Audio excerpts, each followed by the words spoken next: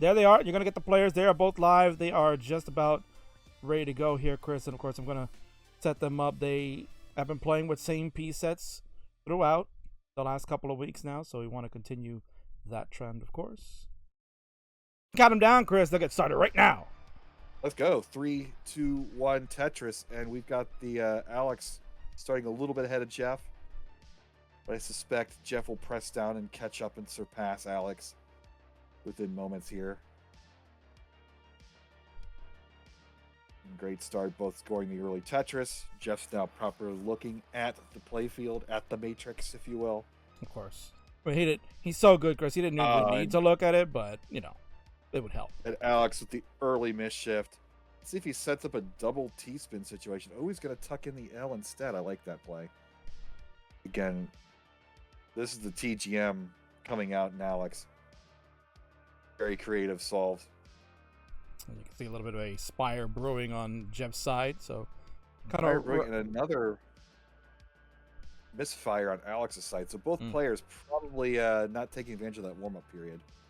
Yeah, a little bit of a ring rust, even though we are playing a week after last week. So, but again, you know, Jeff also kind of told me he was running a little behind schedule, so maybe he didn't get as much warm-up time as needed, and maybe Alex the same. You know, both are on the West Coast coming out from work and things like that. So, whereas you and I, Chris, are on the East Coast side, we've been kind of lounging around doing nothing. Yeah, I literally woke up from a nap and got here 10 minutes before call time. Well, you're a pro, so it's okay. Yes. Well, 93-93. Let's see if we can continue our streak of no false starts. Jeff will make it over the threshold at 117. Alex looking for a couple of pieces to assert some scoring. He certainly looks like he will be able to make the threshold as well. Jeff is laughing about something. Something tickled him right there. But, well, maybe because we're talking Nothing I said, that's for sure. And Alex is... He's teasing us. Look at that. 98-8. There we go. So we have an official game. Keeping that streak alive. Mm-hmm. And just no long bar in this sequence here for players, Chris. That you can see, where's the long bar for Alex? That's been a while and a half. And Jeff, of course, is going to endure the same situation. Finally, there's the bar. And yeah, there we go. Wow. Man, oh man. I think Alex is playing ahead of Jeff then. If he's got, the sequence there. Yeah, I don't think Jeff's actually pushed down as of yet, Chris. I think maybe he's not in that flow to do that. You can see, notice his, now he's starting to push down a little bit. Here we go. So about 2 Tetris difference, 161, 206. 1 Mino short from a Tetris for Jeff, so he's going to take the safety triple, and then another triple back-to-back to knock that board down. And now he's going to play one off the bottom. We'll see how that works out. He has a good lead to start on this one, 217 to 161. Alex patiently waiting for a bar. He's been keeping a very clean board. Just the bar timing has been horrendous right now, or lack thereof. And a nice shout out to Doc Pie, party of 19. The raid coming in. You're just in time. We're getting game number 1 started for the best of 99. It is season 3, hosted by me and our friend Chris Bidwell here, hanging out once again with Jeff with a nasty kind of board going on right now. Yeah, I saw a head shake. That's the Alex Kerr head shake there. Alex with a dirty Tetris halfway up the board. Oh yeah, man. Woo. Gotta like that. Doing it dirty early. Jeff all of his Tetrises at this moment are gonna be dirty, playing one off the bottom. It's that that little bit of sand in your shoe if you get back from the beach. Oh yeah.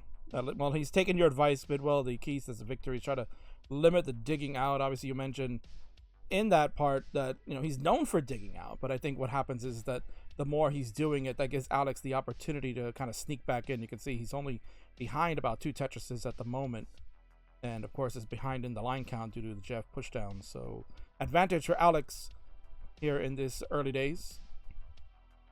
Yeah, about now about 2 Tetris difference again, but classic Jeff Alex match. The line disadvantage goes to Jeff.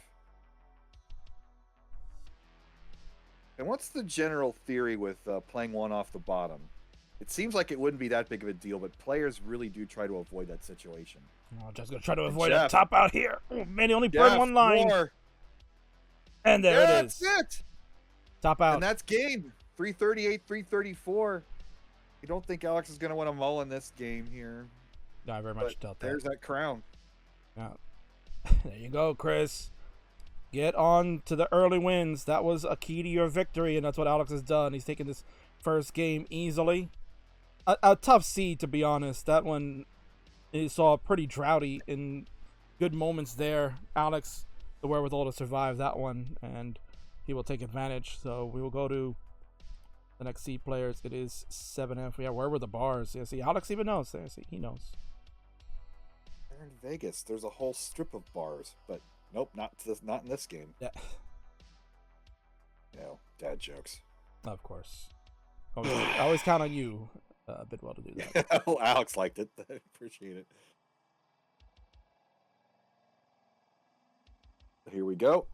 We have hover 3 from Alex, and we're waiting on a ready from Jeffrey Moore.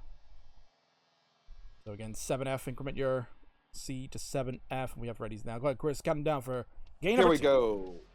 3, 2, 1, Tetris. Right, look at that. There we go. Simul start now this time for you, Chris. Very nice. And the builds, pretty much And the same. speaking of Grand Designs, congratulations. Looks like he's taking his show live at the Cleveland Gaming Classic. I believe that's next month, or maybe it's in September. I don't have the date on me there. Yeah, but, it's September. I think it's the same. Might be the same weekend as the DAS tournament in Germany. It was like September 21st, 22nd, sometime around that time frame. But yeah, kudos to GD. And that is a big step going live with these things. Yeah. It's one thing to have a restream set up, but having the consoles, having the CRTs, having the players, having the space, having electricity, all that stuff, that takes a lot of work, a lot of dedication. And best of luck to our good friend getting that off the ground. Now, how far is Cleveland from you, Chris? About 2 hours. Columbus is right in the smack middle of Ohio, and it's about a 2 hour, 2:15 to any of the major cities, unless you take country roads to some weird place like Cedar Point or something. So not sure if I'll be able to make it or not. I got a lot of travel coming up, and I do work Saturdays at my second job. We have a Jeff kiddo here asking dad for something, and brushes that off, although he is in a little trouble here. Yeah, I think he just told her, darling, I love you, but you got a shoe. Daddy's working right now. Daddy is digging out. I'm living up to my namesake. That's the Tetris to get out of there, but another misdrop. But he does cross the threshold. So again, the streak continues.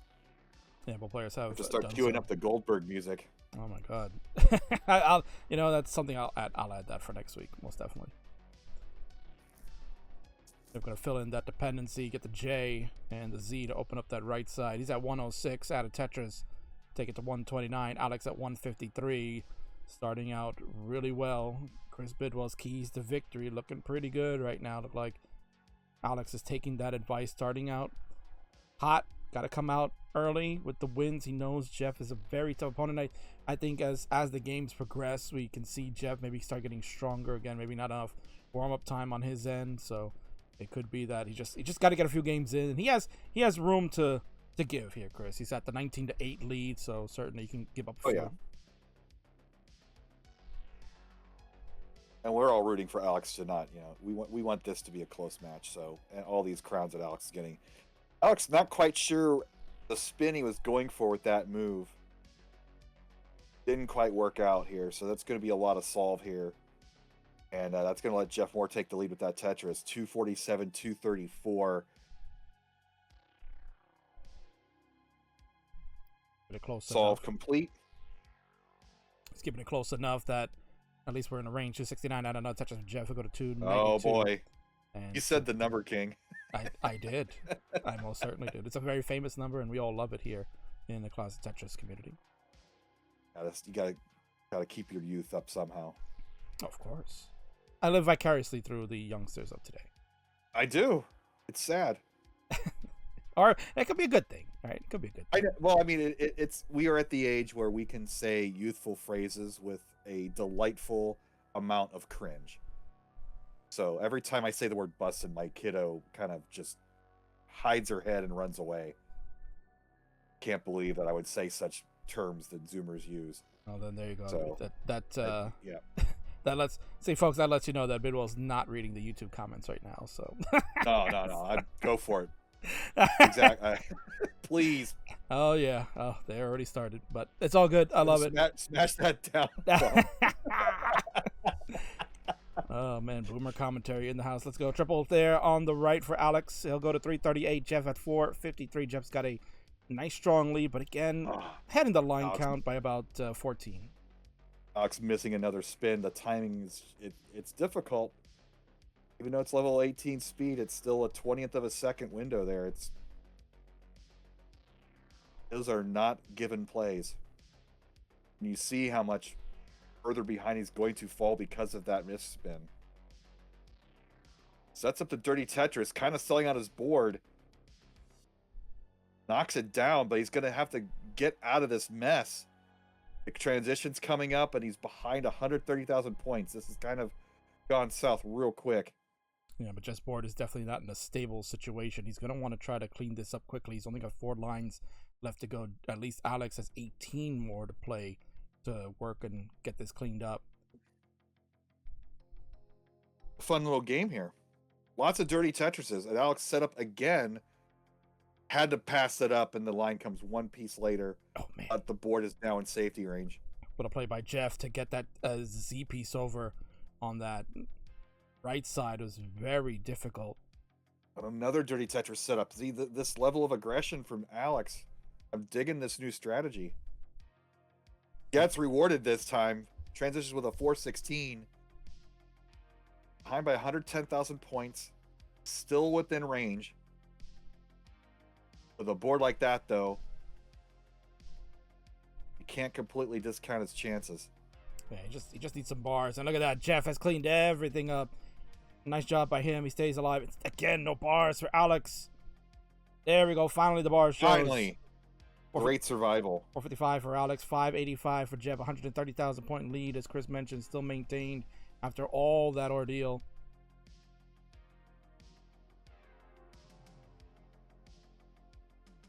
Good T horizontal for Jeff. He'll go to 616. Alex at 485, again behind by about 14 lines, so he has the advantage. But if Jeff can start pouring on some points, it's going to make it difficult for Alex to catch regardless.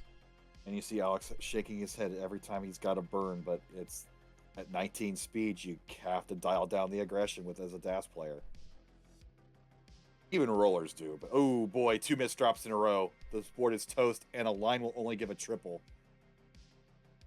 And he cannot quick tap. Can't get it over, and that's going to be it. Jeff ties it up. Will he mullen this one? It's kind of a lowish, it's borderline. He could still make it. He just has to really pump the gas on this one. 723 on 25. Certainly, it's still within range. Yeah, I'd say it's a beautiful board until there's a misdrop. Play it out. So while he's doing that, we'll give a crown over to Jeff's side. Nice try by Alex. Courageous effort, but Jeff just too strong. What a dig out, too, from him. He honestly could have topped out like 200,000 points earlier, and he kept it going, and that was the difference right now. So nice job by Jeff. We are 1-1 here. And we will change the seed up players. We are going to go to 8080. Number 80. Get your bingo cards out. 80.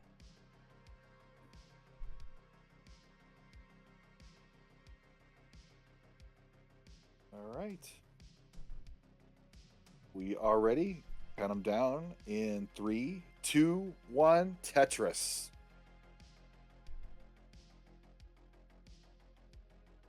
Of course, one of the keys to victory you mentioned was that Alex should party like it's 2017. And for those that didn't get that reference, it's a nod to his great run in the 2017 World Championship, his second appearance in the finals. Got to face the all-time great Jonas, trying to dethrone him. And you were there, Chris. You were there for the run, and you got to see an an epic match between Alex and the Jonas Destroyer, you called him last week, Corian. Yeah. So when you were there watching that match happen, and I think you were on the cons with Adam for that one, what was your impressions about, obviously Corian coming in and Alex's history, had been there every year competing pretty much, and at the time, what do you think his odds were against the eventual superstar? Well, Corian was going to be the next big thing. He had unlocked the ancient hyper tapping technique of Thor Ackerland, and like Godzilla coming out of the ocean after sitting there and mutating, the hyper tapping technique was going to take over, and Corian was going to be the person to usher that in, which the narrative was kind of right, but it wasn't Corian who revolutionized he may have introduced it, but obviously that changed the next year with Joseph Saley. But that was kind of the last classic year, I guess, with a lot of those old school players. The baton was passed off the next year, and we still kind of felt like it was a cool little community, and maybe Corian was going to be the next big thing. We had no idea, and I don't think the meme had caught fire yet, even though Jeff had played the previous year. It was kind of weird. I mean, I was sort of aware that it was a meme, but I don't know. We really hadn't cashed in yet. It was kind of a slow burn that first year. And do you think, again, with the slow burn, because I know I actually went back to watch that VOD just because I want to do a little research on Alex before tonight's match, and I was like watching that along, and Chris Tang obviously doing a fantastic job. He's also James Chen, first year doing comms there, yeah. That they made mention about the video becoming a success and all that. So was there really like high expectations about Jeff maybe making it back to back for finals, or basically the point we're getting is, did it seem like Alex was gonna maybe make that kind of a run, or was it more of a surprise at that time? He was part of that cohort that could challenge Jonas. Obviously, Harry Hong, Jeff, Alex, Corian, Quaid, like all those players that had made the finals on all those previous years had a legit shot. We had seen Jonas go down to Harry Hong, so everybody knew it was possible. It was just a question of who was going to do it, or if they could do it, or when that would happen. So it was kind of it was the A+ tier. Obviously, Jonas at the time was the S tier, and would he go down again? That was always the question. Jonas versus the field, kind of like Tiger Woods back in the late '90s and the 2000s, and obviously that narrative sort of went away the next year. But going into that year, that was kind of the idea. All those players are kind of seen as equals. Jeff wasn't the superstar yet. He just had the big run in 16. So could he repeat? He wasn't quite the Jeff we know today. I mean, obviously the meme was there, but right. Alex was. They were all kind of in that same group. Gotcha. Yeah, no, that makes total sense, because looking back, it seemed like when I watched and I saw what happened with Jeff getting ousted by Buko in the round of 16, I believe it was. Oh, that's right. Seemed a little shocking to some, perhaps, but again, a different time, a different era, and Jeff has grown as a player. We've seen what he can do, and the amazing run he's had in the online years. So again, kind of showing you some of that flash that he still can hang out with the big dogs, and he proved it again last year at the World Championships. So yeah, he's the last of that group. He's still around, and obviously Alex is still around too. But I mean, competitive wise and success wise, he's the gold standard of that old school cohort, and that's why we're seeing here so far into round 4 of our best of 99. But this game again proving it, he's ahead by about 100,000 points. And Alex is not a slouch. This isn't again, we passed our threshold. Again, we're going to make transition. But you see that Tetris rate is just that few percentage points higher, and it equates to those W's in this series. If Jeff can bring this board down a little bit, getting a little high up there before transition, he goes to 457, gets the J over, but no T for the spin in that opportunity. This could be a tough one for Jeff. Let's go with the lumbar flat because burn. Oh, what a quick tap from nice. Jeff! Come on, and he gets a square over. Square. Oh my word! That L. Oh, playing the flat bars perfectly. I thought he was going to try to That's vault gonna that be L. it. Opportunity now Alex, here for Alex, Chris. Opportunity for him at 396. You need to get to 463, sir. 463. In transition coming up, this is not a guarantee rundown here.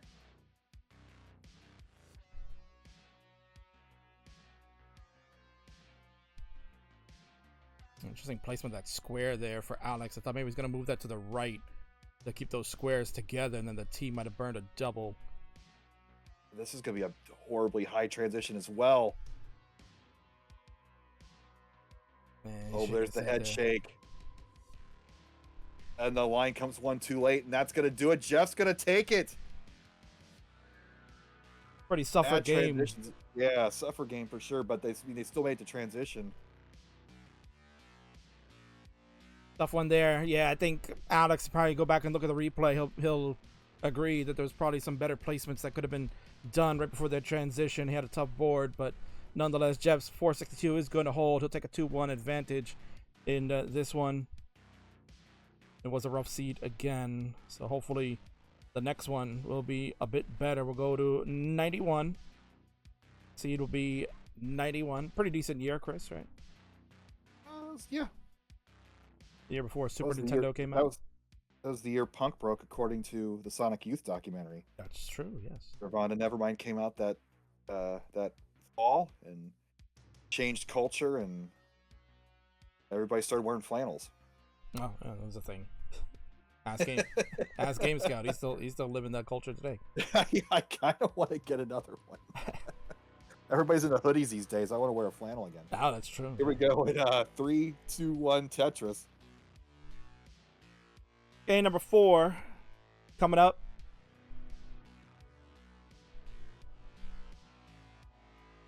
So this is game number 31 of the series. So as mentioned, we are coming up to the third of the leg of this entire rundown for the summer. We're going to get to game 33, which will be a third of the way there, Chris. Coming up in a little bit. Hard to believe. Summer's just flown by, but happens every year, it seems. Oh, Alex with the false start. There goes the streak. Pretty nice run for them. They've been going a full, at least, let's see, we have the 3 in this one, plus the 9 last week, at least 12, plus, and add a few from the week before there, too. I think might have been a few in there, but nonetheless, that'll be a false start. Yes, false start players, so that will be the mulligan, as Kitaru has mentioned. Scott Hall brought out the cattle prod. My goodness.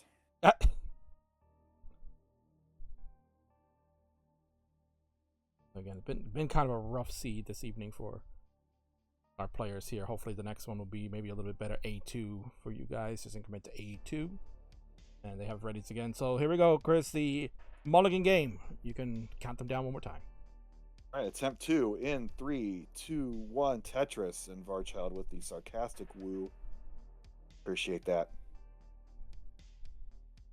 I do apologize to fans because there is one thing I forgot to do at the start of this episode, and that was basically to run a prediction, man. Oh. People want to some channel points in this here, right? So get the gambling going. Yeah, let's get the gambling going. Not brought to you by the myriad of sports betting services that have popped up over the past few years. I mean, I would love it if Tetris could be a approved e-sport to gamble on. Wouldn't that be great? We wouldn't be eligible. I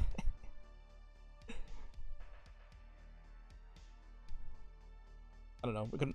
Jeff, if wrestling can find a way, right, Chris? If wrestling can. Oh my God, that is unbelievable. Oh. Ooh.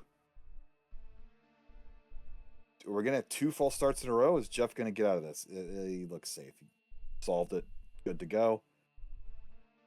Trying to bring drama to where no drama was deserved. It was a foregone conclusion. Yeah, kind of like wrestling. Most certainly. Yeah.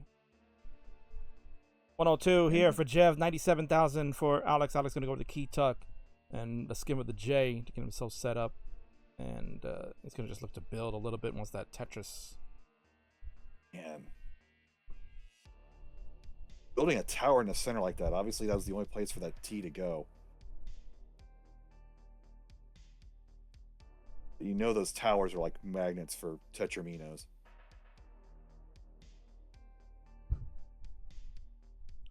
Somebody got a evil Eldaville 503 asking if this is a rerun or if this is live. We are live, baby. Unless you're watching us on YouTube. Right. We'll do it live. That's how we always do it here on the Classic Tetris channel. So you're watching a fresh episode. This is episode 4, as Vince will title it next week on the YouTubes for those that would like to rewatch that. Simul Tetris for both. Very nice. 206 to 197. Might as well get this in now, Chris, because it's been a pretty rough night for both players, but got ourselves a pretty tight game. Yeah. Hit that neck up there. Roll that beautiful neck footage.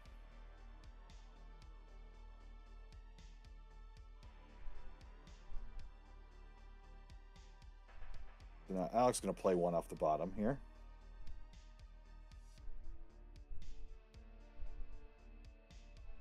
And immediately gets rid of it. That was my question from earlier. Is players really don't like to play one off the bottom. I mean, maybe you think, it's just one off the bottom. It's not that big of a deal. But every row counts.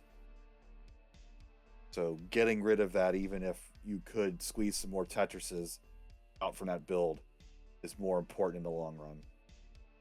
Yeah, and you're finding it more commonplace in the game these days. Obviously, maybe not so much in this Best of 99 series, but in competitive Tetris as a whole, players are playing on any row that they can maintain, right, Chris? I mean, we've seen we've seen some of the top players be able to play like 4 or 5 off the bottom just because they want to maintain pace at this high level now. It's crazy, right? You kind of mentioned before, like the elite of the elite are always looking at the transition like 550 plus or even 600Ks is like their standard that they see themselves doing. But certainly when we're talking about our legends here, they know what they need to do.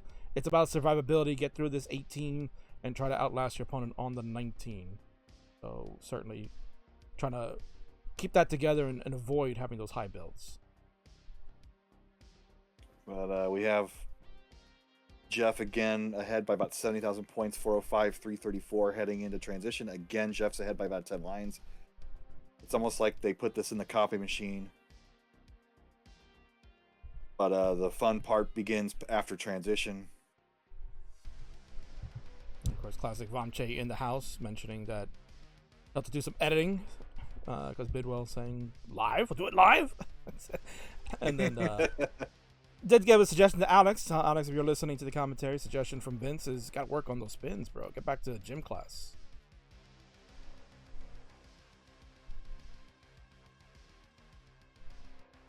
Imagine clean board. Imagine, Bidwell. Imagine the day that Vince Clemente has to give Tetris advice to Alex Kerr. Oh my lord! You talk about the early days. That was my go-to. Negative commentary was always just trashing Vince for no reason. It was just because he was the only target. That was politically. You don't want to make fun of players playing, but I had to get out my trash talk somehow. So Vince became my target, and I was pretty merciless. I don't even dislike the guy. It was my inner East Coaster came out, I'm adamantly not an East Coaster, but Vince brought that out of me. Oh, Jeff. He's going to top out at 595, so the transition, I don't know what happened there. Yeah, what happened is that Jeff was getting kind of high. He was waiting on the long bar with a shock. No long bars in the seed here. So, Alex, 596 is what you need. You can steal a game off of Jeff.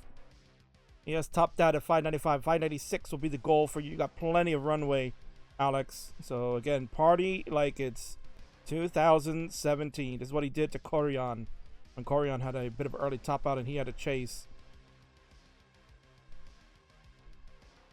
And essentially what happened here, Chris, is that along with the long bar dependency on the left, Jeff also missed that L tuck in the center. You can kind of see that in the middle there. He stuck it a little too early and then just couldn't figure out what to get over that left side. He was just hoping that bar was going to come and no shot. Like I said before, any pieces in the middle of the playfield become a magnet. You might feel you're going to get around that, and maybe you will, but it just seems like there's a extra supernatural force pulling in those pieces, drawing them to that formation in the middle to ruin a game, and that's what happened there. The 551 Alex playing this slow, taking the Tetris when they come, but taking the doubles if they're there. It looks like he's taking a nap.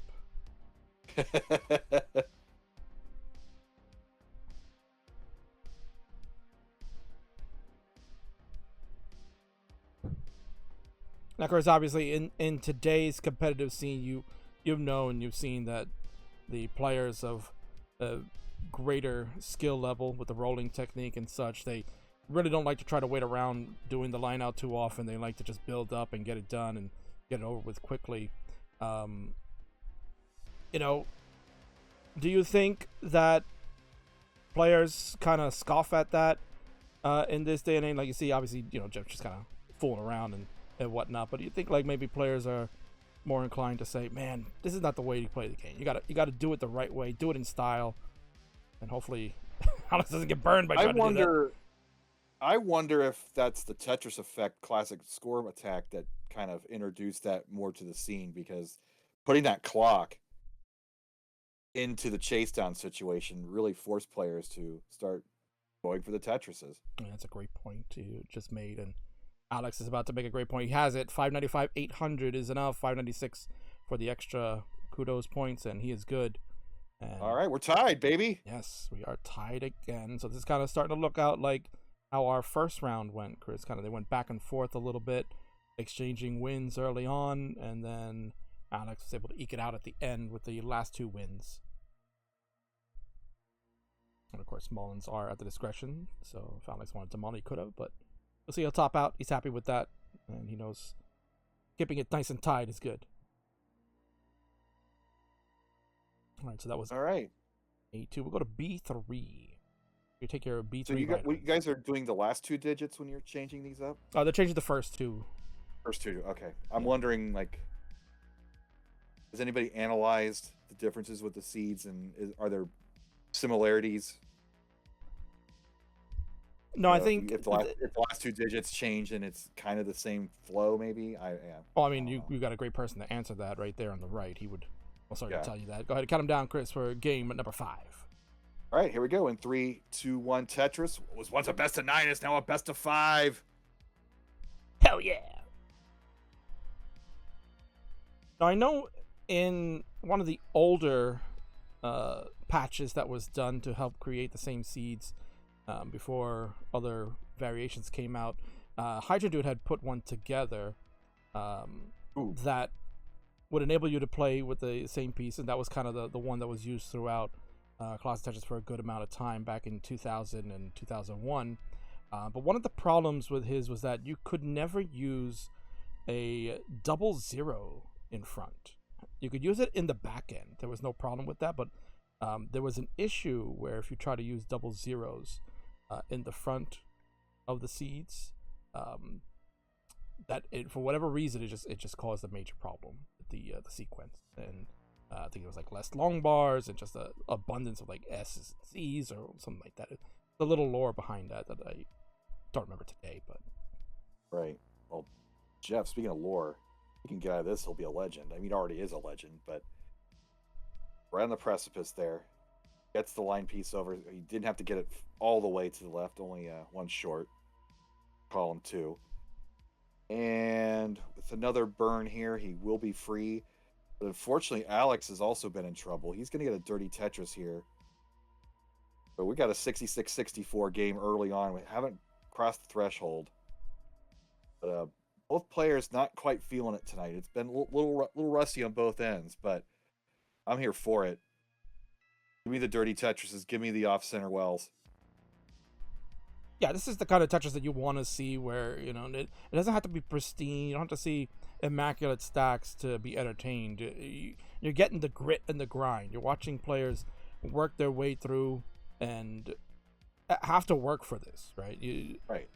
I think that's a lot of entertainment value in just seeing that, and certainly a lot of kudos to them for surviving that. Again, we've talked about that the rule for the best of 99, you can have that like redo if you're less than 100,000 points, and these guys never take advantage of that. They go through, and it's like for them, we're playing a real competitive match, so why would I want to try to top myself out? classic, or what's the opposite of classic? The unfortunate Alex Kerr head shake. Vintage. Vintage. Plus, if you have pristine Tetris matches, then you have to listen to you and I talk, and nobody wants to hear that. No. So that's a benefit to our audience when these games aren't pristine and clean. Right. Because nobody wants to hear us talk about 1994. No. Ugh. Again with the flannel. 95 is when the flannels kind of started going out of vogue, and then the work shirts with the improper name on the front, those became a thing for a while. And then the ska revival happened. Oh, yes. So giving you the pop culture of the mid 1990s in a paragraph or less. We should have you save that for the ad break, because then that way yeah. Oh, that's right. I got to talk for that. I'll try to save that up. Yeah, you got to talk for the ad break there, because coming up, that'll be right after this game here. We're in game number 5, so we're hitting the halfway mark of this best of 99 round number 4. Jeff leads the series 19-8. We are tied 2-2 here. Oh, come on, Alex. Oh, the line comes one too late. Alex in major trouble. Oh man. And that left side. He's cut off. That's gonna do it. Yeah, way too high for him. He's finished at 181. Another rough one in this episode. 275 for Jeff. He is good. He will now take the 3-2 advantage at the halfway marker. But he's looking good. Just needs 2 more wins to take the night again here, Chris. Oh, it's still 3-2 though. I mean, you talk like it's a foregone conclusion, and it's not so far. We're going to take our little breaky break. Yeah, so players, we will have our mid-game break. So, Alex, if you want to do a little secret grade for a couple of minutes, Jeff, hydrate, take care of the kiddos. I know the little ones were running around all over the place. We've got a 2-minute break coming up. And again, for those of you watching live on Classic Tetris, this is your chance now to get a subscription to avoid getting the ad breaks, right? You don't want to have to sit here and watch all those different Twitch ads that are going to be hitting you in the face for the next 60 seconds. You don't want to do that, right? You want to be able to listen to Bidwell tell you stories behind the scenes of things that happened back maybe at the 2017 World Championships, or just stuff that goes on. In fact, I'm going to ask Bidwell a very fine question when we go to the ad break, and it's going to involve Vince and basically their rivalry in the Dr. Mario scene, because of course everyone knows that Bidwell is a big Dr. Mario man. He's the organizer over there. So we're going to head on over to an ad break. But again, last chance. If you want to get a sub and listen to Bidwell's story about their rivalry, do it now before it's too late. And I'm going to hit the ad break in 3, 2, 1. And we're going to ad break now. So Chris, go ahead. Tell us, how did you and Vince end up with a rivalry in the Dr. Mario circuit? I think Vince and Pac are the bigger rivals there. They didn't know each other when they both qualified for the 2015 Nintendo World Championship. They were at the Best Buy event that Saturday afternoon. Vince came in, scored a very high score, somewhere in the 5 millions on that NWC 2015 remix.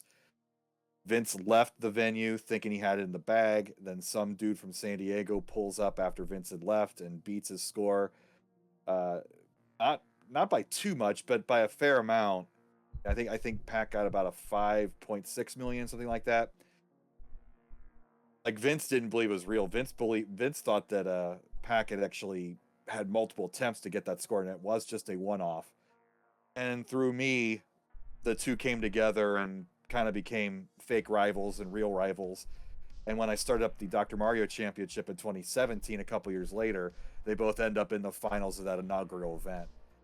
And Vince made his way through to the finals with some pretty close matches with some pretty strong competitors. Pac kind of blew his way through pretty substantially, and then in the finals, Pac did get the sweep, take that first title, and he went on to take 2 more titles and become our inaugural Hall of Fame class. So they've always been the big kind of rivals. And in fact, Packy took up Classic Tetris just despite Vince at his own tournament that he runs. So the rivalry between those two, it's friendly, but it's particularly fun. And Vince is obviously in this game, max out player. I don't hold a candle to him, but do get the better of him in most of our Dr. Mario matches since those early days when we were pretty closely matched because Vince has had better things to do than to play that stupid pill game. But that rivalry with Packy and bringing him into the scene in the middle years of the CTWC tournament, pretty good time. Is that 2 minutes? Oh, Did yeah. I do it right? Yeah, more than enough, of course. Yes. All right, so So shut up already. for those that missed it, well, I guess you'll have to catch the VOD because you missed a hell of a story on. Vince is editing that out, so. Well, of course. Actually, no, he keeps them in because I have to do the timestamp, so I make sure to mark Bidwell stories in the timestamp. So maybe he can take a look on the YouTube statistics and see, do people jump over the Bidwell?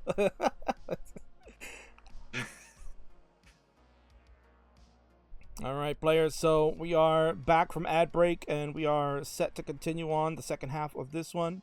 It'll be C4, something explosive. We're going to get a C4. Hey!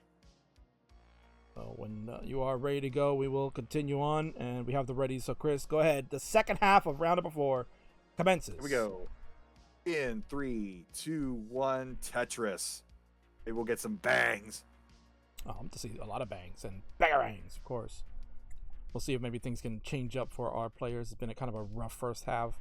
A lot of grinding and grit going on. And had a great question here from a viewer here live on Twitch. P. Tramo asked, is it first to 50? Well, not necessarily. I mean, in a traditional best of 99, yes, it would be the first to 50 will be the winner. And essentially, it will be the winner. In this series. However, in this one, we do a little something special where we're going to play all 99 games, regardless of whoever gets the 51st, because it's a summer-long series, and it's fun to watch the legends play a grueling game such as Tetris and grind it out for 99 games. So, I mean, as mentioned, I don't think Alex has ever played 99 games an entire year, so now he's going to try to do that in 11 weeks. So that will be tremendous. And, again, this is a great training tool. We had this happen with Jeff last year. He got into the Best of 99 series to play Ben Mullen season 2 last year, and it really gave him the focus and the wherewithal to train harder. And when he came out to Portland back in 2022, he gave us a performance that will go down in history for max outs, tied for the most for a DAS player, along with Quaid, who did it online a couple of years ago. So Alex is looking to try to maybe grab some of that steam and use that to help him prepare if he plans on attending the World Championships. But I seriously don't think he wouldn't miss it, right, Chris, at this point? Yeah. And think of this. We are also breaking this down into a series of 9 games. So we could have a theoretical, electoral college thing where, say, Jeff wins 60 games out of the 99, but then Alex ends up taking 6 of the 11 series of 9 games instead. So you could have one of those situations where we could have a disputed title because of that. So you never know, and there's no real stakes here. So he could hold up that trophy and say, "I'm the true people's champion. I took 6 out of 11 series from the great Jeff Moore." So you see how that works? Yeah. We're leaving the narrative can be spun multiple ways depending on the storytelling abilities of our players. Oh yeah, no, I think that's a great point you just made there, Chris, to be able to look at that from that perspective. Because we go back and look at the last 2 seasons between our players. So season 1 was Louis Scuey and Ben Mullen, the innovators of this format.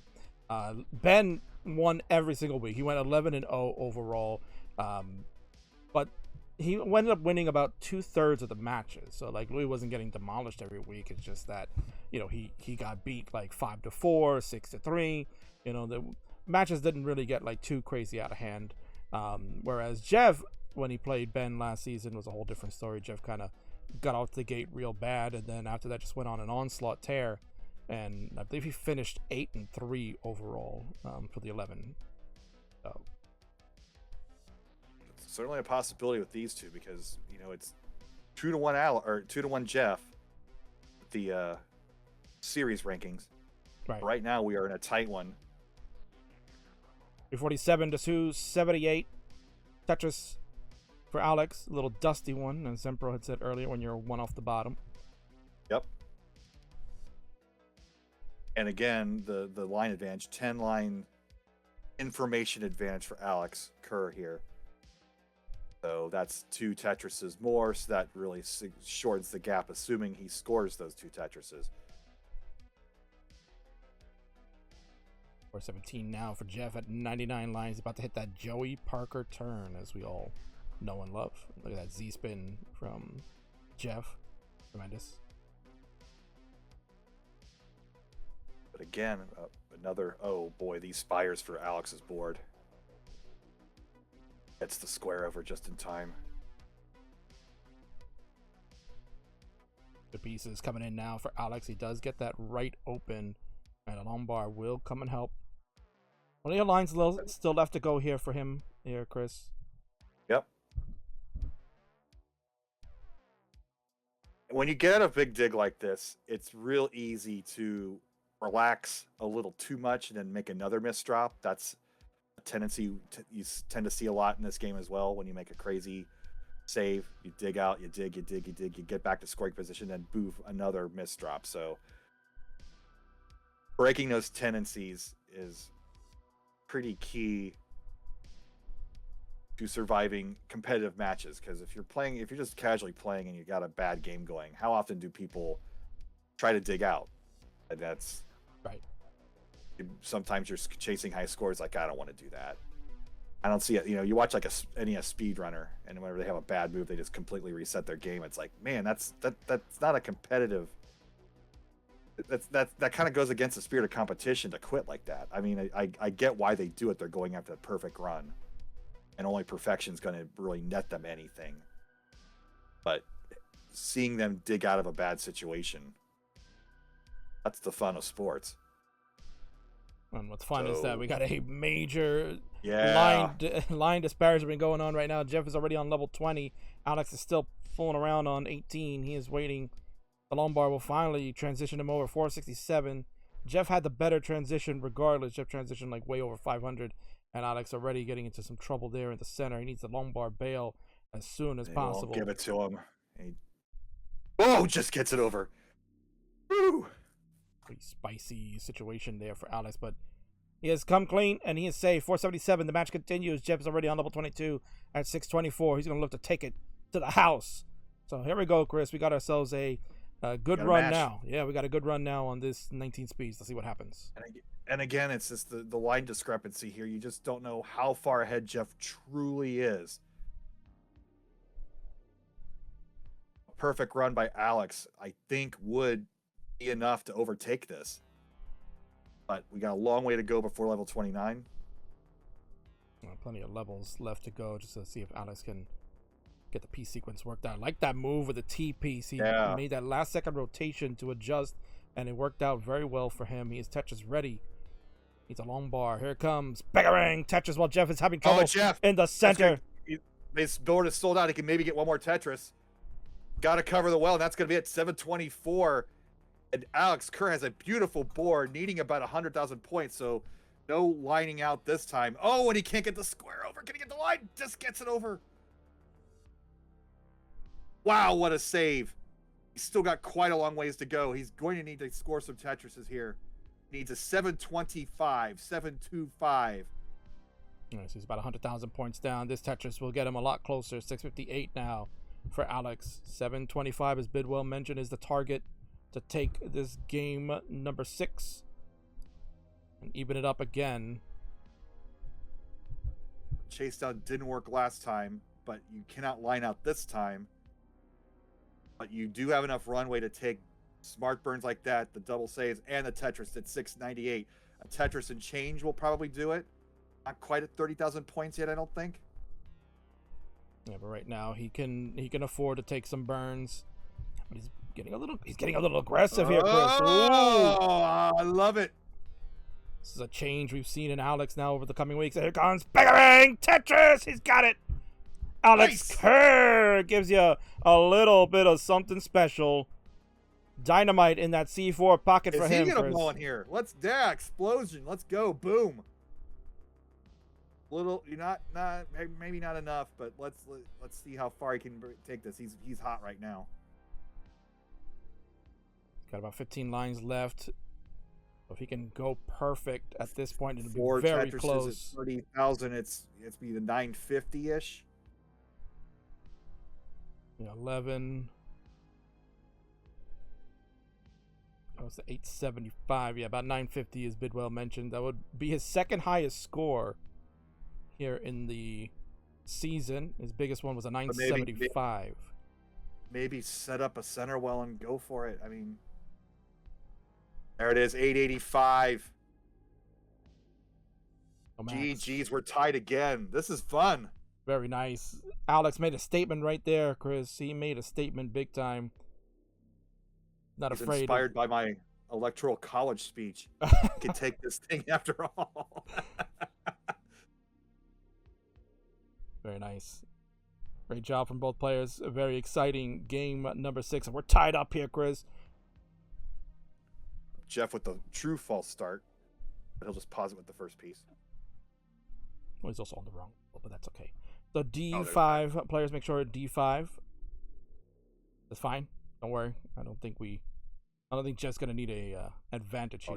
He's probably going to forget exactly what those pieces were. Well, yeah, there's no lines in that first group. Here we go. In 3, 2, 1, Tetris. So go ahead, Best Chris. of 3. Yeah, go ahead. You can say it. Neck and neck. Oh, it was once a best of. Oh. God, I see too many catchphrases. What was once a best of 9 is now a best of 3. Hell yeah. There you go.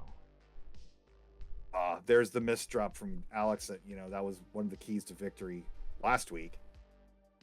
Seeing few of them this time, but kind of spicing up the board this time. You should get out of it, but that's going to let Jeff maybe get advantage, but he's got a line dependency in column 2. So more spicy play tonight. Yeah, it's been definitely a tough one all around. The grind. Yeah, a lot of grit, a lot of grind in this one, and as mentioned, that's kind of what you want to see. You want to see these players have to work hard, and again, that was actually a pretty good score for both of them, 700 and 800s respectively, and it makes it for entertaining matches, yes. By the same token, you want to root for them to just do well. That's been always the appeal of this game, is that even though we present it as player versus player, it really is player versus game. So it's very easy to, if you're beating the RNG, you're beating the pieces, you're getting those high scores. And Alex nails the spin this time. Playing one off the bottom. Wow, he could have taken the Tetris and decided to fill the dependency instead. I guess 6 of one, half a dozen the other when you get the line soon after. Both players about to 99.5 for Alex. He's going to tease us with that threshold crossing. Yeah, it's been his MO this entire season. Right? He's going to tease us. There he goes. Willie, and there he goes. And there you go. Now, of course, we talked about Alex 2017 and so on. Again, you've seen him for so many years live and in person and whatnot. Is this like the most aggressive you've seen Alex play in a match? Like you can see the growth just in this 99 series, of course. You got to remember, in the old days, a 500,000 would typically win, except for the very top level Jonas final boss type matches. There wasn't that deep pool of players who consistently played deep into transition and got those astronomical type scores. It was more, I had a good run, I broke 500k. So that was the world of the pre-Joseph era. And, somebody like Alex who has a grown-up job and doesn't play this game all that often, seeing him improve his game as well with everybody else shows you that I should be able to do it, or everybody else should be able to do it. Right. And Reed agreeing, saying he's physically gotten more aggressive just even in this series. Yeah, and that's kind of what I was alluding, because I know, for someone like me that's just being involved only for the past couple of years, hasn't been able to see too much of Alex. Again, he doesn't really participate in the monthly tournaments or anything outside of what we arrange here in the Friendlies universe. But for the most part, for those that have followed his entire history from seeing him the first time in the Ecstasy of Order and his participation, trying to qualify, and subsequent years after that, making the finals 2 times in the golden era, which only other person that was doing was Harry Hong, of course, and certainly it's another caliber of player that it would be interesting to see if Harry would ever want to do a 99 series. I think that would be very fun to watch and see how he would handle something like that. But again, it's sometimes it's I hear rumblings that he's looking to make a little bit of a comeback, especially if the DAS tournament takes off. Like we've been seeing it potentially take off. We saw last year's success. Hopefully this year they can replicate that. So if that does become a regular tour stop and does get some prestige, I could see Harry making at least one run at that title. That'd be a pretty fun comeback story. Kind of like a John Daly bookend. Winning the PGA tournament out of nowhere one year, and then like a decade or so later winning a British Open. Right. Kind of one of those deals. Yeah, that'd be tremendous. But I don't expect, but not to say that I expect to see Harry Hong drinking beer and playing Tetris with his shirt off. I'm sure people would tune in for that, but look at this game, 361, and Alex playing the well has been jumping around on his board, but still he's got the lead with those Quaid strats. And again, a bit of a grindy game. Session. Yeah, I was gonna say a bit of a grindy game again. That's been the story of this series tonight, is that players not really been getting those high transitions. This one's a low one. As Bidwell mentioned, 389 now for Jeff, 395 for Alex. Alex will have the better transition going into this one. And of course, Vince is already taunting you here. He says Bidwell will never break 600K. Maybe not. I'll keep trying. 399. Look at. Oh my goodness, we are virtually tied. 100-point difference. And Alex in the true lead in the points and in the pace. So Jeff, with this struggle session, every Tetris is going to matter from this point on. And you can just see that the pieces are just not agreeing. Finally gets that Tetris, but you saw he wasted about a level trying to get out of that funk. Right. But look at this, 440, 440. Wow. I don't think I've seen a game in a long time this close for more than a level. This is great. Yeah, it's been pretty much flash the neck alert the entire rest of this game. I mean, I might as well here. We'll just leave it up because there's no need to flash it. Those necks in chat. Just leave it there. Let's just. I want to see dozens of necks. I'm not. You have those subs. You take advantage. Put them emotes in the chat. The perfect time to get a sub if you want, so you can get that neck and neck emote. It's the right time. It's the right players. Let's see it.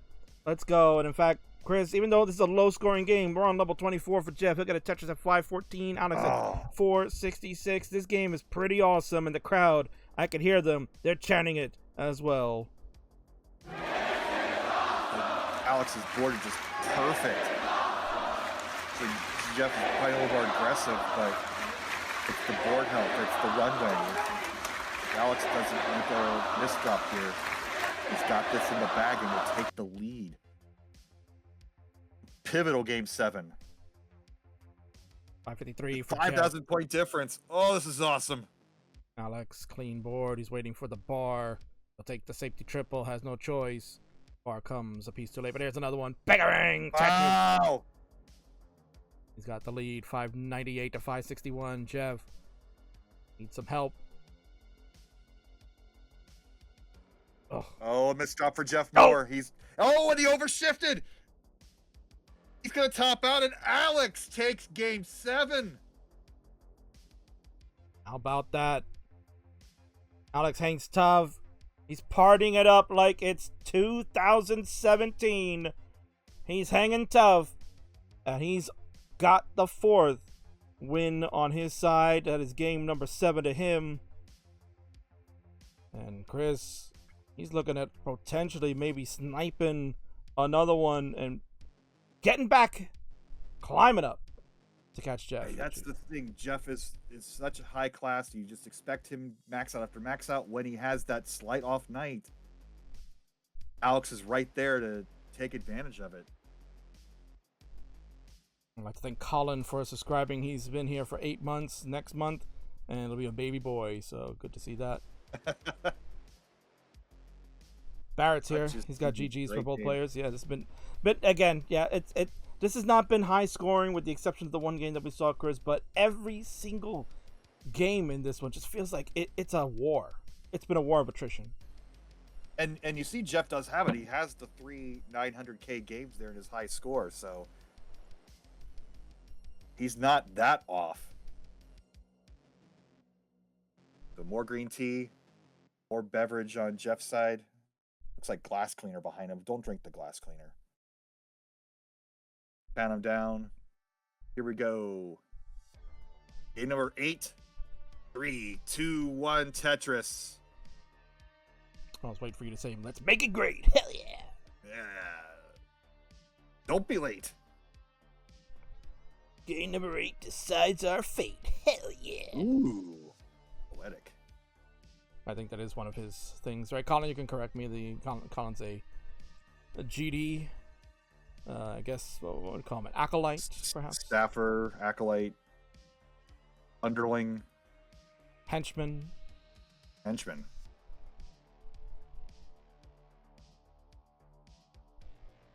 Yep, there we go. Game number 8 decides the fate, of course. Yes. See, but Bidwell's is better. Don't be late, because if you're napping, then you might be a little bit late. Right.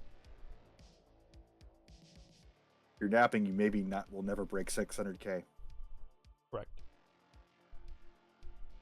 And no commentators curse. We're trying not to, but only one full start in this game, this series tonight, right, for this round. So we are looking at just these 2 last games. We're in game number 8. Hopefully we can get over that threshold. Jeff is nearing that. Alex, he's trying. He's creating all the dependencies, trying to keep that well open. Oh, and that's going to be... Oh, is he going to save this? Quick adjustment with the line. Gonna get the yellow over. Gets the yellow over. Flat burn. All right, this is fun. Let's go, Alex. You got this. All right. False start. 5-yard penalty. There you go. Half of this is the goal. Commentator curse there. What a shock, of course. That's the rules. That is the rule. So, Jeff, 169 is a good score, but it will not continue on, as that is a false start, and that's fine.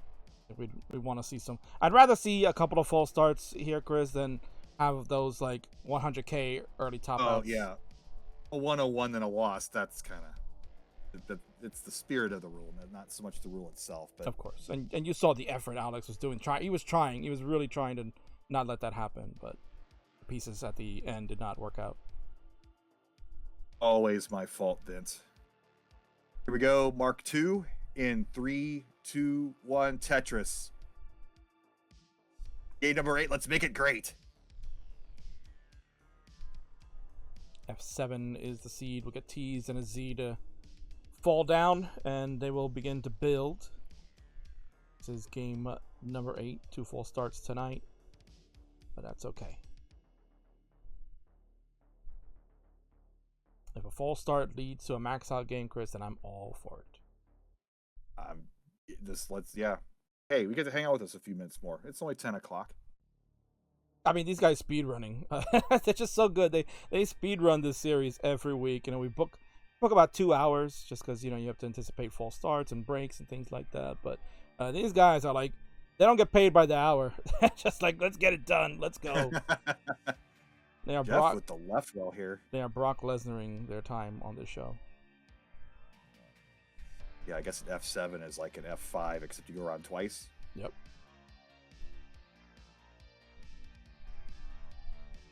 So about to cross that threshold on Jeff's side, although there's one Mino of cheese. You're going to go one off the bottom here. And Alex is a few thousand points away from crossing that threshold himself. Oh, game. Give Jeff the freaking line. Oh boy, they did give him the line. Just one piece too late. Oh boy, King. 98,000, and this is going to be interesting. Flat burn. Oh no, he's going to stand it up. He crossed the threshold, but like he said, not like this. Okay, gets the dirty Tetris on off the bottom on the left well. Back to safety. It's all right. We got a real game. No curses this time. We made it great. Got the smile from Jeff. Oh, Jeff with the smile nod. And now Jeff is talking trash to Bidwell right now. He's like, I had it in the bag. What the hell are you talking about? You're trying to commentator curse me, man. See that on his face. I know exactly what Jeff's saying there. I can read lips and everything. And Jeff is honestly, as much as, he'll probably tell you, oh man, I hate being in front of the camera. That guy's a ham, bro. Guy's a ham. Anytime he does these promos and these super shows we do, I mean, he's probably one of the best promo cutters there is in the Classic Tetris scene, man. The guy is legit top notch. Trying to subvert our expectations. Of course. But look at this, Alex, in the lead with all that commotion there during that digging out situation. And a pretty interesting Z placement that he made there, and it looks like it'll pan. He wants to go center well here, Bidwell. There it is. Bang. Bangarang, bam, boom. Speaking about booms, obviously Chris Tang, legendary commentator, will be in Phoenix with you, Bidwell, but we'll get to hear the guy that inspired Chris live in Hartford. He's going to be on a panel. Terry Lee Torok will be at the Hartford convention at the Retro Expo that we're going to be hosting our Classic Tetris event, man, and I'm excited. I would love to meet Terry and kind of pick his brain about the good old days, and I'm sure you and him definitely could talk about some NWC. I got to get up my I have a Thor Ackerland autographed item. I should get Terry to sign that as well. Oh, that's brilliant. I have to dig that out, not Tetris style, but out of my basement full of stuff that I don't really need but have accumulated over the past 20 years. But here we go. Pretty good scores, nearing 100 lines. Considering how both players started off, I think it's been pretty efficient since then. 330 for Alex, 359 Jeff, and again ahead by another 10 lines. Jeff Moore again with the press down. In that rhythm right now, he just hit the Joey Parker turn at 100 lines.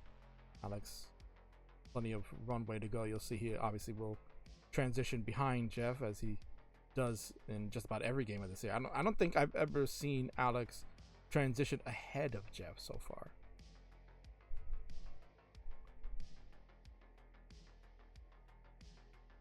No, I think there's that one maybe was close, but yeah, it's been pretty consistent story. But you see the real story there at the bottom, 4 crowns to 3 right now in this series. Yeah, so the big game number 8. Alex looking to try to cement the night, get on the winning side, and take Bidwell's electoral college votes.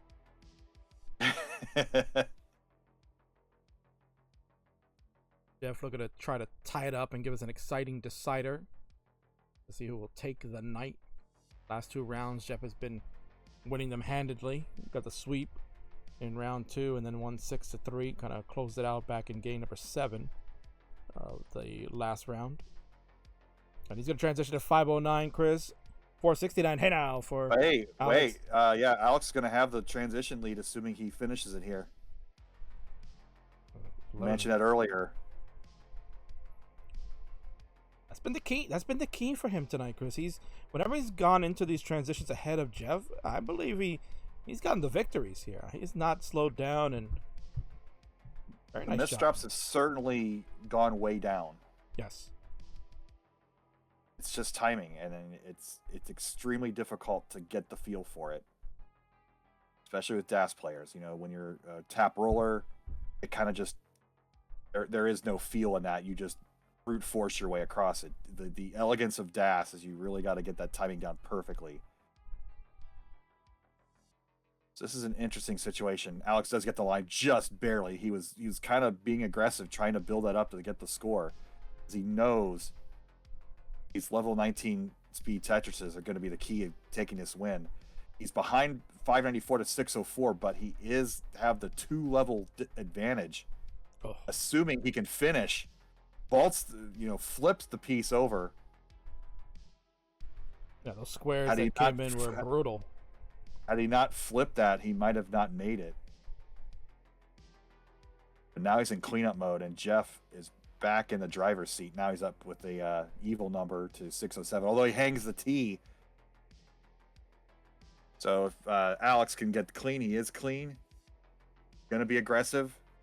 Gets a oh, look at that nod. He's like, yeah, he liked that.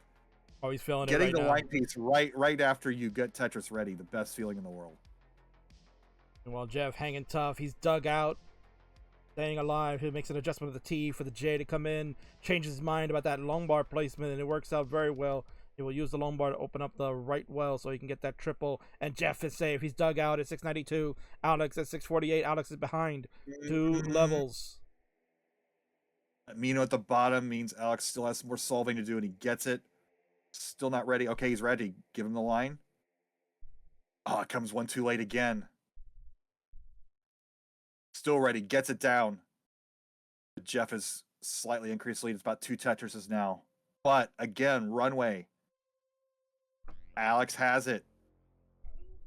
Will he play one off the bottom in column 2? He decides not to. Those are those decisions.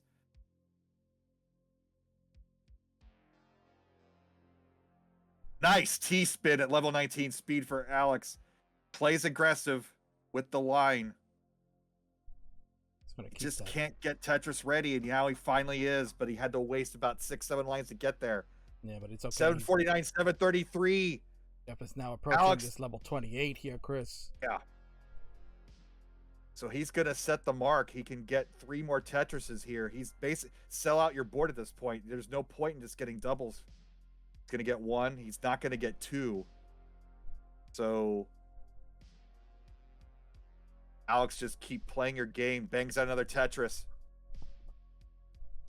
So Jeff is going to get an 829 with the kill screen.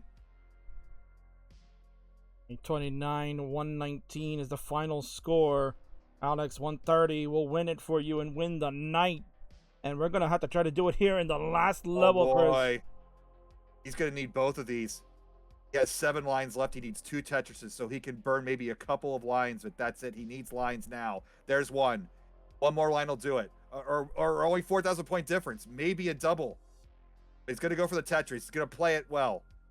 Give him the line. Give him the line. Give him the line. Give him the line. Give him the line, game. No. No. Give him. Oh, he can't get it. Oh!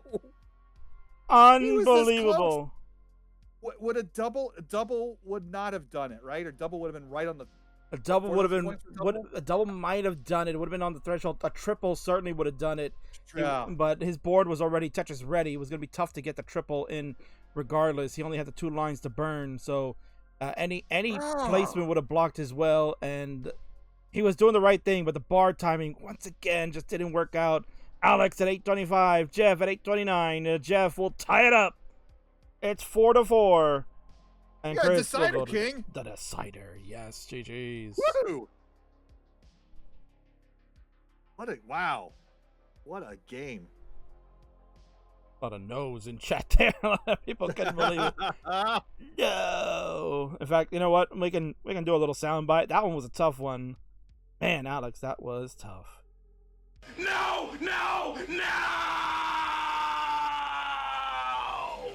Yep. I guess we're going to be counting provisional votes in Wisconsin. Who's going to take these electoral votes? What's the weight of Wisconsin and electoral college votes? 15-ish, I think. That's a good amount. What else is a good amount is that we have a 4-4 game, Chris. It is the final game of the night. Do the honors. Count them down for game number 36. All right. Final game. Decider in 3, 2, 1. Tetris. T's and squares are the beginning pieces, but they were placed in different areas from both our heroes. Oh, man, Chris. What a heartbreak that one was. You saw Alex really holding out. He knew Tetris certainly was victory. You know, when we look at it points wise, a triple would have done it, but his board was just too flat to be able to get a triple going. The double, you know, would have been tight. Who knows? You know, I guess our big brains here could have let us know. Would the double have been good enough? He was at 825 to Jeff's 829. He needed 830 to win. You know, would that double been enough? But again, that board was just way too flat for him, and he had to sell out just like you always do. The other strategy was to set up the center well, and try to get some level 29 lines in there, and that strategy is extremely risky for DAS players.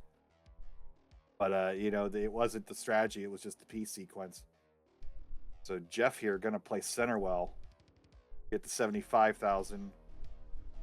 Alex at 95,000. Hopefully, no false starts here. Alex crossed the threshold. Jeff just 1,000 points away. One more line will do it. And we have... Oh, maybe not yet. Official game. The new streak. New streak getting started here. 2 false starts on the evening. Alex blames himself on those, but it's been a grind. As mentioned, it's been not the kindest of seas, as you saw in that game number 8 that we just saw. That was game number 35 overall. We're in game number 36. And, you know, Chris...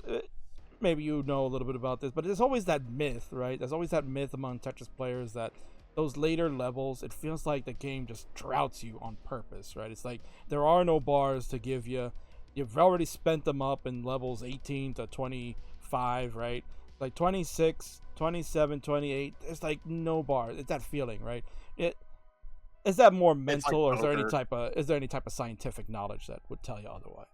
That's got to be mental, but you're just acutely aware of your losses. You know, if you're complimented 9 times and get 1 insult, you're going to remember that insult.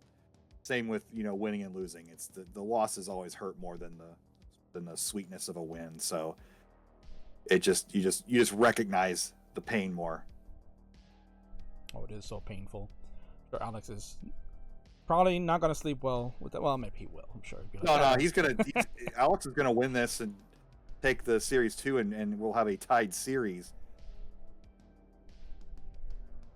and the overall total will only decrease 1. But you know, either way, we've had a fun night. 285 Alex, 228 Jeff. Too many 8s. Yeah, Jeff playing halfway up the board trying to get clean. And that's been, you know, the MO for most of these series have been, you know, start off a little slow, have some hot games in the middle, and then taper off. Whereas this, we've been pretty consistent with these B to C tier games from these two. Last one was, you know, they weren't near max out speed, but they both got to level 29 or just on the precipice of. So, you know, that's that B plus to A minus tier. So they've been, you know, you said it's a grind. That's certainly a grind to that climax of that game 8. Right now we got a bit of a spicy grind here for Jeff. This line didn't even give it the... Oh, my goodness. Jeff Moore.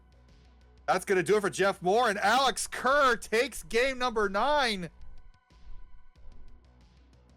What a grind. I'm here for it. And mulling this out, Alex Kerr, you deserve it. Yeah, last game of the night. Go ahead, Alex. You can finish it out. You know, taking the game and the match. And another 5-4 win for him. So after the last 2 weeks of getting kind of beat up a little bit, he is back in the win column, Chris. So that's good to see. Hey, he took Wisconsin. No need for a lawsuit. No need for a recount. Nope. When I worked as an election clerk, I always had nightmares that I'd be that dude from Florida staring at that punch card with his cross-eyed with his glasses off. I did not want to be caught on TV as that guy. Oh my god, that would have been the absolute worst.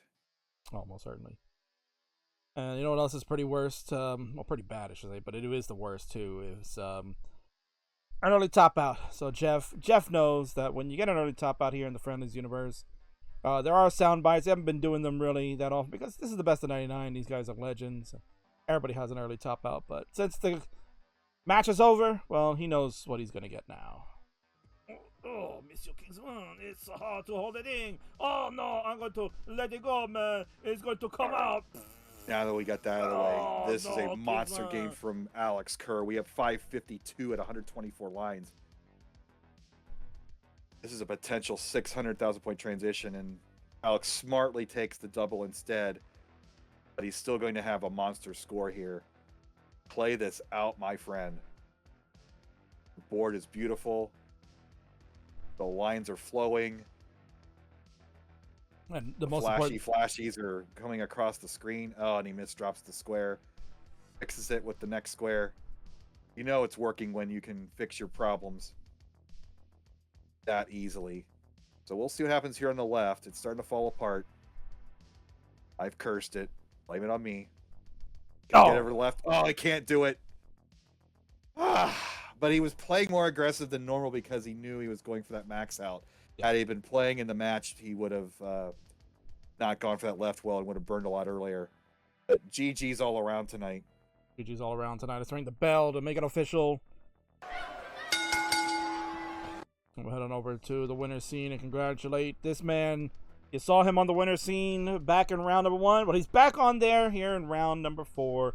And as Chris Bidwell told you, even though we're counting by games, at the end of the day, matches can also make a difference. And we're tied up in this best of 99 series as far as matches are concerned. They are 2-2 through 4 rounds. Alex Kerr, big win tonight. Look at him, all smiles there, Chris. So good to see him there. Nice t-shirt too.